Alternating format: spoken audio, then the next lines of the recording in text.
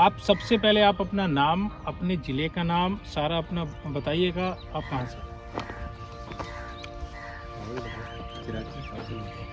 यहाँ जाओ, यहाँ इधर आइए। मेरा नाम कजोर शर्मा है।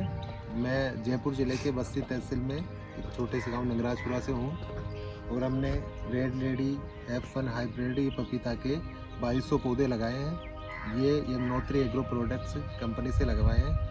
तो इनमें पौधे की अच्छा है, इनका प्रोसेस भी अच्छा है और ये अच्छा मतलब सजेस्ट भी करते हैं।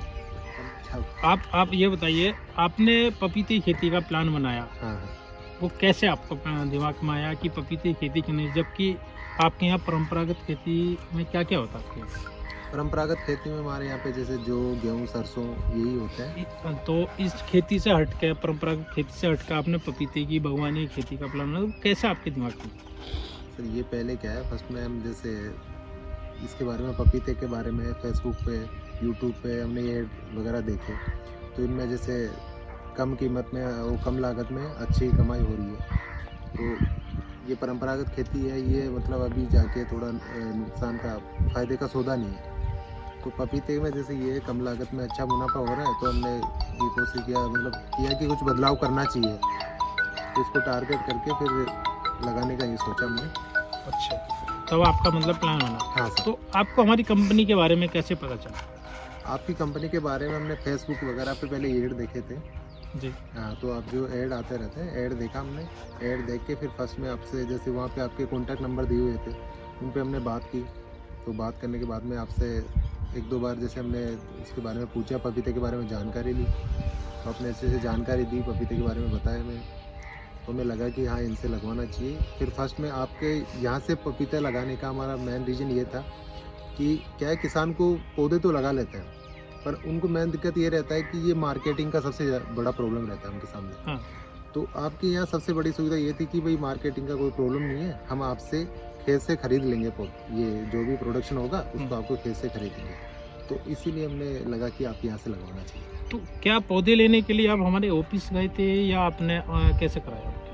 बुकिंग कराई होगी पौधों हाँ की, या सर। सीधा आपने नहीं। पौधे आ गए? नहीं, ये पौधे लेने हम आपके ऑफिस नहीं गए, ये पौधे हमने ऑनलाइन आपसे बुकिंग करवाए थे, उसी के आधार पे पेमेंट आपको किया और फिर आपके यहाँ पे डिलीवरी, हमारे खेत में डिलीवरी। तो आपने उसके लिए पहले कोई बुकिंग कराई? हाँ, बुकिंग करवाए थे। तो कितने दिन पहले बुकिंग कराई होगी? बुकिंग करवाया था हमने 20 दिन पहले। 20 दिन पहले। उसके लिए कोई पैसा जमा किया था? हाँ, पैसा जमा किया था। कितना पैसा, मतलब किस रुपए पौधे के हिसाब से, कितने पौधे के हिसाब हाँ, से? जैसे 2300 पौधे हैं तो उनका 20% अमाउंट हमने पहले 20% जमा किया। हाँ। तो आपको ये नहीं लगा कि पैसा जमा कर रहे हैं फ्रॉड तो नहीं हो जाएगा हमारे साथ? सबसे मेन चीज़ होती है ना, हाँ कि सर। पैसा जमा कर देंगे हमारे साथ फ्रॉड ना हो। नहीं, ऐसे भी लगा था हमें, फर्स्ट में लगा था, पर जैसे आपके साथ बात करने में फिर कंपनी का, तो उन्होंने बताया हमें, एक दो और किसानों के भी नंबर दिए उन्होंने कि ये इनसे बात कर सकते हो आप। तो फिर GST वगैरह के बारे में हमें इतना थोड़ा मालूम था, भाई फ्रॉड का बारे में तो अलग ही रहता है, उनके बारे GST नंबर भी नहीं होंगे। तो आपने पूरा मतलब बताया उसके बारे में, किसानों के नंबर दिए, उनसे बात की हमने, तो उन्होंने भी लगवाए थे, उन्होंने बताया हमें भी हाँ अच्छा है, कोई दिक्कत नहीं है, आपके साथ कोई फ्रॉड नहीं होगा। तो पूरा इंक्वायरी करके फिर हमने ये किया। तो बाकी जो पैसा बचता है 80%, वो कब जमा कराए फिर आप? ये पौधे आने के 5 दिन पहले करवाए। 5 दिन पहले आप जमा करा दिए? हाँ सर। तो फिर भी नहीं लगा कि अब तो नहीं फ्रॉड हो जाएगा? नहीं, हमें चलो ऐसा- पहले तो छोटा अमाउंट डाला था, फिर हाँ। तो आपका 2300 पौधों का, 2200 पौधों का तो काफ़ी अमाउंट हो जाता है ना। जी। 60-65 हज़ार रुपया आपका हुआ, टोटल 70 हज़ार रुपया। तो फिर लगता ना कि पता नहीं अब आएगा कि नहीं आएगा। नहीं, जो अमाउंट हमने कंपनी को डाला, तो अमाउंट डालने के बाद में जो बिल हमें साथ में बिल दिया गया था, बिल और जो एग्रीमेंट हुआ ना, तो एग्रीमेंट को हमने जो वकील को दिखाया, बिल को भी दिखाया, भाई ये कोई फ्रॉड थोड़ी है, एग्रीमेंट को दिखाया, तो उससे क्या है फिर हमें पता लगा कि हाँ कोई ऐसा दिक्कत है। जो एग्रीमेंट हुआ था वो कब मिला था आपको? फाइनल पेमेंट मिला था कि बुकिंग के समय मिलेगा था? नहीं, एग्रीमेंट तो फाइनल पेमेंट है। फाइनल पेमेंट था, यानी कि। और जब बुकिंग आपने कराई थी, बुकिंग के समय आपको बुकिंग रसीद मिली थी और मैनुअल कार्ड आपको मिल गया? मैनुअल दिया गया था। हाँ, इसका पपीते का मैनुअल दिया गया था और बुकिंग का रसीद मिला था। बुकिंग का रसीद हाँ, जो आपको मिल अमाउंट दिया गया? हमने, हाँ। तो वो रसीद मिला था मेरे सामने। अच्छा, तो आपने जो पौधे बुक कराए थे, जिस तारीख या जिस समय के लिए आपने कराए थे, फाइनल पैसा देने के बाद ऐसा तो नहीं कि आपको लेट पौधा मिला, समय पे दिए हुए समय पे मिला कि नहीं? दिए हुए समय दिए हुए समय। और जो जितने आपका पौधे डिलीवरी टाइम कंपनी से हमें दिया गया था, हम्म। उसी टाइम पे पौधा मिला। और पौधा आपको जो बोला गया था कि आपके घर पे देंगे, गिनती का देंगे, ऐसा कुछ हुआ या पौधा कम मिला या पौधा खराब मिला, ऐसा कुछ हुआ? नहीं, पौधा खराब नहीं मिला, पूरा हमें गिनती का देके गए थे, हमारे घर पे देके गए थे, जो हमने लोकेशन दी है उसी लोकेशन में हमारे खेत पे देके गए। आपके खेत पे ऐसा नहीं ना कि आपको कहीं बुलाया नहीं, या नहीं, फिर नहीं। उल्टा सीधा कुछ भी पता नहीं, नहीं ऐसा कोई नहीं, और ऐसा कुछ नहीं। और बाकी आपको बताते हैं कंपनी में कि आपको सुविधा मिलेगी, समय समय पे जानकारी देते रहेंगे, तो ऐसा कुछ हो रहा है कि नहीं हो रहा? नहीं हो रहा अभी है। तक जितना भी आपका पौधा लगे हुए कितने दिन हो गया? हमारे पौधे लगे हुए अभी 1 महीना हो गया। 1 महीना। तो 1 महीने की सर्विस में आपको क्या लग रहा है कि कोई सर्विस आपको जब फ़ोन करते हैं कुछ होता मिलती है कि नहीं मिलती? नहीं मिलती है रेगुलर। हमने जैसे जब भी कोई भी प्रॉब्लम होता है हम कॉल करते हैं कंपनी में, तो उसका सॉल्यूशन हमें दिया गया है। और आप यहाँ विजिट करने भी आए हो तो ऐसा कोई दिक्कत नहीं है। विजिट करने से आप एक चीज़ बताइए, कुछ बोलते हैं, बहुत से कभी कभी किसान बोलते हैं कि हमारे यहाँ अब हमें बुकिंग करा दी है, तो अब आप हमारे खेत पे विजिट करने एक बार आ जाइएगा, खेत की तैयारी करनी है या आज हमें कुछ करना है, तो क्या ऐसा आवश्यकता पड़ती है? कब आपके हिसाब से विजिट की कब आवश्यकता है?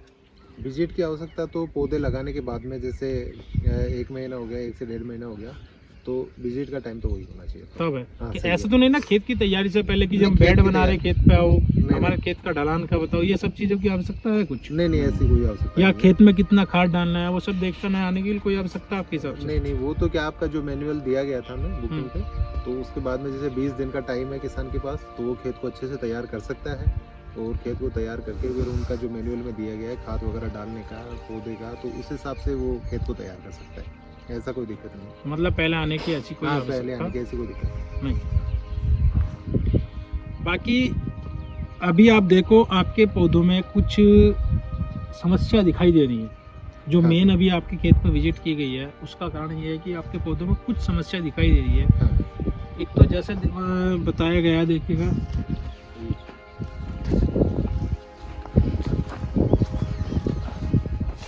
ये देखो,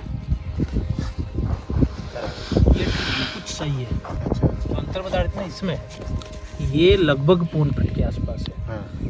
किसी ड्रिप में आपके पौधे की जो ये नोजल है ना, हाँ। ये पौधे के पास होने की वजह से आपके पौधों में फंगस लग रही है और ब्लाइट रोग लग रहा है। हाँ। ये ब्लाइट रोग लगा होने की वजह से आपके पौधे डैमेज हो रहे हैं। तो ऐसी कंडीशन, अच्छा, ये बीच में दूरी लगभग 1.5 फीट होगी हाँ। है, या 1.5 फीट ना होकर ये 2 फीट का होती, और ये ऐसा होता जैसे यहाँ पे 1 फीट हो गया, अब ये 1 फीट हो गया, ऐसी सेम ये वाली 1 फीट इधर होती है। इसी थोड़ी सी पास होने की वजह से ज़्यादा फंगस आ रही है। पौधे से मतलब दोनों तरफ एक फीट होना जरूरी था, इस वजह से ज़्यादा समस्या जा रही है। अब ये नोजल तो होना नहीं है, नहीं, वो कर देंगे इसको। हो जाएगा नोजल, चेंज हो जाएगा। नहीं, वो तो चेंज क्या है, आगे उधर मतलब थोड़ा पाइप इतना बढ़ाएंगे ना, हाँ, तो ये नोजल यहाँ पे आ जाएगा। नहीं कौन सा? तो दूसरा इतना- पौधे की जड़ में आ जाएगा। नहीं, कौन सा, दूसरा? जैसे ये यहाँ पे आएगा, हाँ। 1 फीट 1.5 फीट बढ़ाएंगे इसको, हाँ। तो ये यहाँ पे चला जाएगा, फिर ये वहाँ पे नहीं उसको- नहीं, आप ये वाला बढ़ा दोगे, मैंने माना यहाँ कर दोगे, ये तो पौधे के पास आ गया ना दूसरा। ऐसा करेंगे इसको बिल्कुल सीधा करके, हाँ। फिर कैलकुलेशन करके वो कर देंगे हम। अच्छा हो जाएगा, हाँ, चेंज कैसे नोजल भी करेंगे हो पर जाएगा। चेंज कर देंगे ये, नहीं तो एक काम कर सकते हो, थोड़ा सा इसको यहाँ कर लो, इससे दूर कर देंगे। थोड़ा सा यहाँ दूर कर लोगे, तब भी पौधे को नमी मिल जाएगी। एक बार पानी इधर करके लगवा दिया, दूसरी बार अगर करना चाहें चेंज तो ऐसे करके करवा सकते हैं। अभी तो इसमें 1-1.5 घंटे से ज़्यादा पानी नहीं है। हाँ ज़्यादा चला, ये कितना पानी निकालती है 1 घंटे में? 1 घंटे में 8 लीटर। 8 लीटर, तो 8 लीटर तो बहुत ज़्यादा है। 4 लीटर काफ़ी है, 3 लीटर तक भी काफ़ी है। तो 1 घंटा चलाते हैं ना, हाँ। तो 1 घंटे में मतलब यहाँ तक के जैसे नमी यहाँ तक ही रहती है, ऊपर तो अंदर तो पता नहीं जाती है, देखो, अंदर तो चली जाती आप यहाँ पे पानी डालोगे, हाँ। यहीं से सारे में नमी फैल जाएगी, ऊपर छो नहीं होगा लेकिन नीचे सारे में नमी बन जाएगी। है। ऊपर सो करने से कोई दिक्कत हाँ, ऊपर से कोई नहीं है, हमें मेन चीज़ है अंदर होता है। इसको नमी मिल जानी चाहिए। लगाइए और ये सिंचाई करें, अगली सिंचाई से पहले मिट्टी को सूखने दें। दिन 5 हो 10 हो 15 हो, कोई मतलब नहीं है। बस ये है, अभी ये देखो हाँ, तो पूरी इसमें- मिट्टी है, इसमें 2 दिन अभी में नमी है पूरी। अगर इतनी नीचे नमी नहीं है मिट्टी में, तब आपको पानी देना। आप पानी कहाँ चलाते हो? उधर उधर पानी वहाँ चलाते हो ना, यहाँ पे चलता है। ये देखो वहाँ चलाते हो, आगे नमी निकल के पानी तो साइड में आते ही है।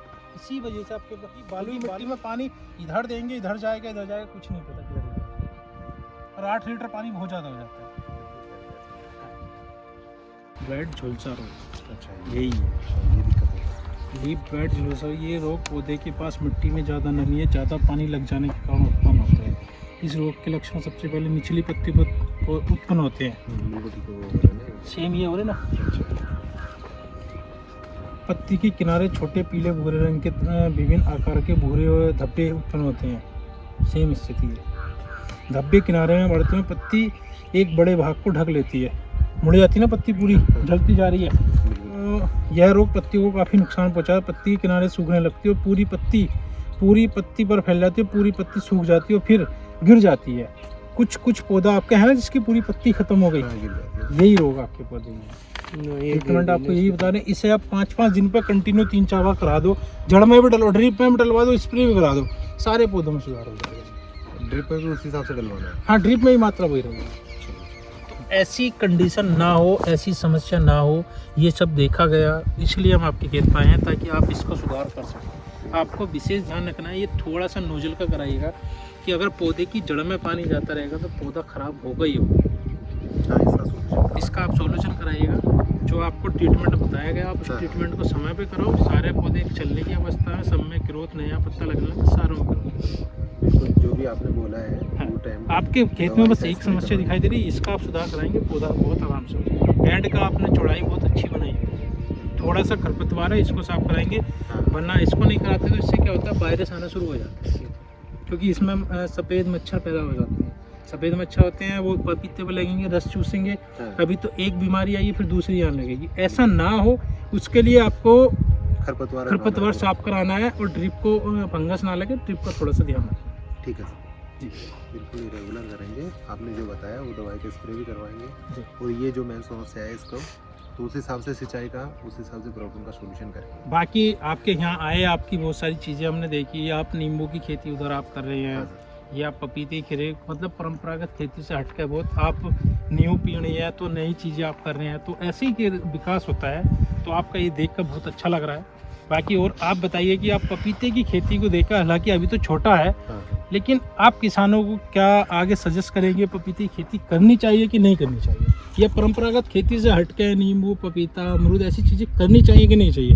आपको नींबू का एक्सपीरियंस आपके पास है, पपीते का आप कर रहे हैं, बताइए आप अपने। देखो मैं क्या है, इसको मतलब पपीते की खेती को या बागवानी को लेके किसानों को एक चीज़ सजेस्ट करना चाहता हूँ भाई, परंपरागत खेती आप कर रहे हो तो वो कर सकते हो रेगुलर। जैसे ऐसा नहीं है कि मतलब पपीते के पौधे लगा रहे हो तो इनमें तो परंपरागत खेती अपन नहीं ले सकते, पर जैसे किसी को ये सब प्रॉब्लम है भाई, उसके पास ज़मीन कम है और वो परंपरागत खेती को छोड़ के फिर नींबू आंवले की खेती करना चाहता है, तो उससे उसको अच्छा मुनाफा होगा आगे के टाइम में, क्योंकि पानी का सबसे मेन प्रॉब्लम हो रहा है, पानी ख़त्म होता जा रहा है।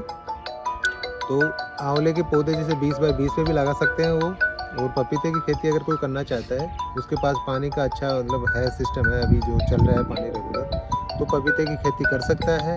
ये कम लागत में अच्छा मुनाफा देने वाली फसल है। और आपका मतलब जो परंपरागत खेती को लेके अभी मतलब महंगाई को लेके कितना प्रॉब्लम हो रहा है, आगे सामने बहुत बड़ी दिक्कत होगी, तो इससे मतलब निजात मिल सकती है अपने को। ऐसा नहीं है कि किसानों को खेती करने में ये नुकसान का सौदा हो जाएगा, तो ये दिक्कत नहीं रहेगा मेरा कहने का ये। और कंपनी के बारे में आप क्या कहना चाहेंगे? आपको हमारे साथ जुड़ के अभी तक क्या सर्विस में कैसा लग रहा है? अभी तक हमारे साथ जुड़ के क्या आपको कोई ऐसा लग रहा है कि इस चीज़ में सुधार करने की आवश्यकता है, या आगे का किसानों को क्या बताना चाहिए?